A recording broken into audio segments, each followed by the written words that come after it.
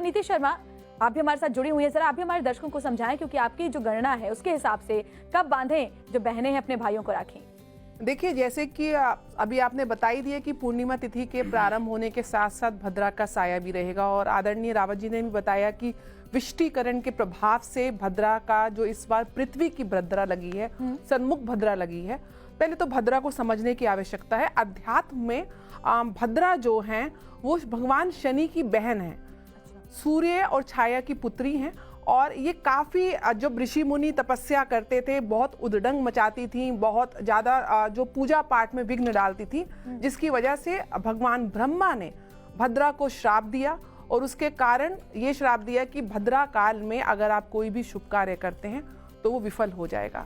और राखी क्योंकि भाई और बहन के प्रेम की प्रतीक मानी जाती है। पुरातन में भी आप सुनेंगे, द्वापर युग में जब भगवान कृष्ण का शिशुपाल के वध के समय जब उनकी उंगली से खून आया था, तो द्रौपदी ने अपनी साड़ी का पल्लू फाड़ कर उनको एक तरीके से उस खून के रसाव को रोकने के लिए वहाँ बांधा था। और उसके बाद कैसे चीर हरण के समय भगवान कृष्ण ने द्रौपदी की लाज बचाई थी। और आप इस चीज़ को समझिए कि ये जो त्योहार है, ये भाई बहन का जो प्रेम का प्रतीक है, इसमें शुभता होना बहुत ज़रूरी है। बहनें इस दिन यही कामना करती हैं कि हमारे भाई की आयु लंबी हो, सुख समृद्धि आए, और वही भाई अपनी बहनों की रक्षा के लिए प्रतिबद्ध होता है। तो शुभता होनी बहुत ज़रूरी है। पूर्णमासी में यद्यपि कई बार भद्रा लगती है, ये संयोग हमेशा होता है। तिथि क्षय और तिथि वृद्धि का जब भी योग बनता है, अनुमान तिथि सबसे ज़्यादा अधिकतम अगर आप समय देखेंगे तो 26 घंटे की होती है, और न्यूनतम 19 घंटे की आसपास तिथियां होती हैं। कितने घंटे की? तो इस बार तिथि जो 10:59 30 तारीख को लगेगी, वो अगले दिन 31 तारीख सुबह 7:05 तक रहेगी।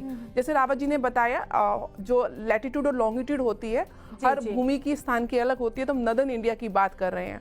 तो रात्रि में भी, हालांकि रात्रि में जैसे 9:03 से लेके 10:30 बजे तक जो चौगड़िया रहेगी वो अमृत काल की रहेगी। साथ में जो होरा रहेगा वो भी चंद्रमा का रहेगा।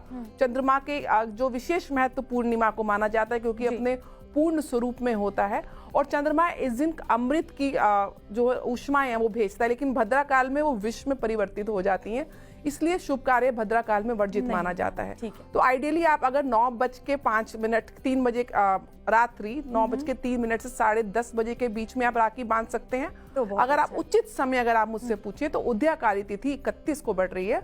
31 को सूर्य उदय से लेके 7:05 तक प्रातः काल। थोड़ा आप लोगों को कष्ट जरूर होगा स्पेशली, लेकिन ये एक ही त्योहार है भाई बहन का, इसके लिए अगर आपको थोड़ा सा कष्ट हो भी, मैं पहले से आप प्लान कर सकते हैं, अगर जैसे हमारे विद्वान आपको बता रहे हैं, लेकिन मॉर्निंग में सबसे बेटर रहेगा, क्योंकि उदया तिथि हम मानते हैं अमूमन की उदया तिथि में जिस तिथि के साथ सूर्य उदय होता है उसी तिथि को हिंदू मान्यताओं में माना जाता है पूरे दिन के लिए।